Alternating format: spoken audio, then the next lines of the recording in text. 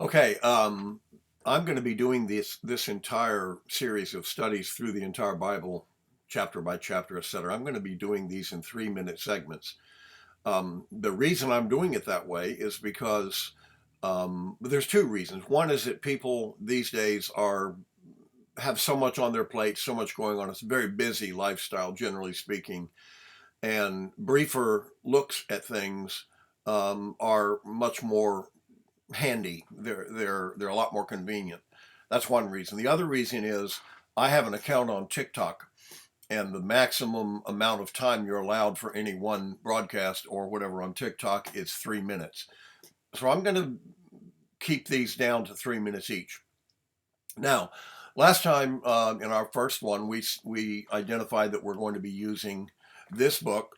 Once again, I'll hold it up. The Layers of Context Approach to Scripture. It's available on Amazon. I'm going to use it and refer to it here early in the going, and it'll form a good basis for everything we're doing. Now, let me tell you very quickly what I mean by the layers of context. It's an approach to Scripture that I've developed over a period of all these years of Bible study. And it basically says that the Bible is one book. From the beginning of Genesis to the end of the book of Revelation, it's really all just one book. Now, there are 66 different books in the Bible, and as we have them in our English Bible, I use the Authorized Version, the King James Version, because I believe it is based on the best manuscripts. The Greek and Hebrew manuscripts that underlie it are reliable, I believe. Now, we have 66 different books in our Bibles, but it's really all just one book. It's one body of truth. It's one revelation of divine truth from God.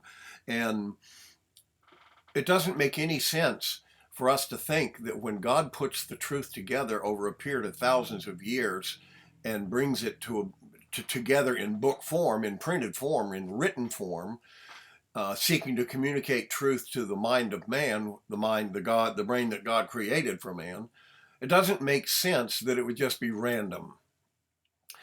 What does make sense is that the revelation of truth would be progressive from the beginning to the end, that as you go through it, everything that comes later would be built on what came earlier.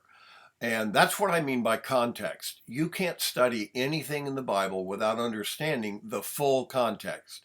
So I just hope that this will be a blessing as we move on, and we're going to go on that basis.